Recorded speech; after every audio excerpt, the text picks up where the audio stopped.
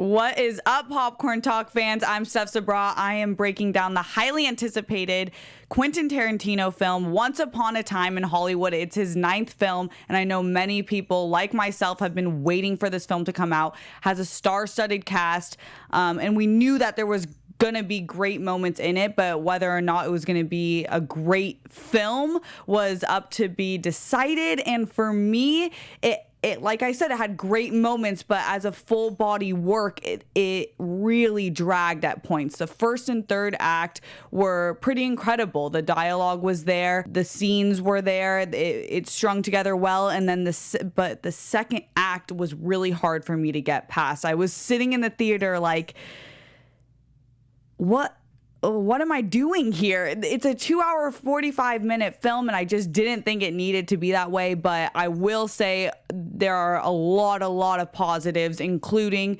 the costume design and set design, which is why it's 100 degrees in LA right now, and I'm wearing this fur coat just to be on Margot Robbie's level, but I gotta take it off because it's too damn hot. But yeah, Margot Robbie's outfits were amazing. I have to point that out. All of the outfits were amazing, but obviously I love some women's fashion here and there.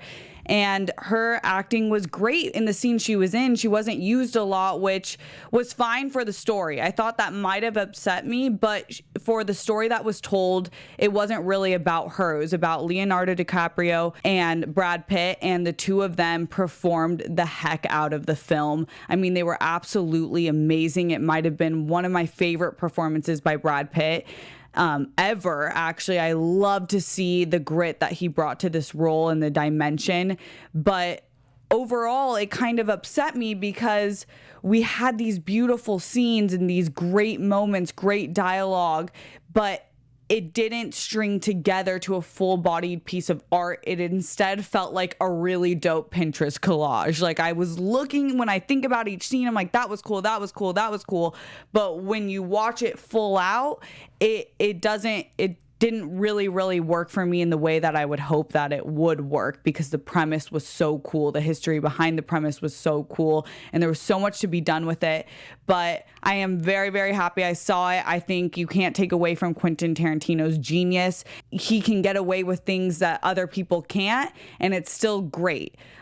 With that being said, not my favorite Quentin Tarantino film, but you should definitely go see it. I probably won't see it again for a long time because I'm frankly still digesting a lot of it. But I promise you the ending does give you the payoff that you deserve and that you want from this kind of film and what we saw from the trailers and just the storyline in general. So the ending is really incredible, and that is a scene I would see again soon, but seeing the full thing again would be kind of tough for me because 2 hours and 45 minutes, like, dang. But definitely go see it. I would say all in all, I would give this film a 7.5.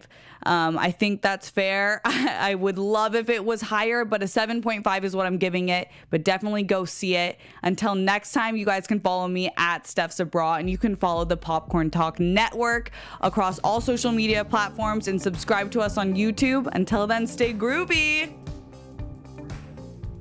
From producers Maria Menounos, Keven Undergaro, and the entire Popcorn Talk Network, we would like to thank you for tuning in. For questions or comments, be sure to visit popcorntalk.com.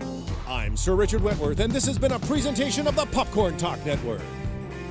The views expressed herein are those of the hosts only and do not necessarily reflect the views of the Popcorn Talk Network or its owners or principals.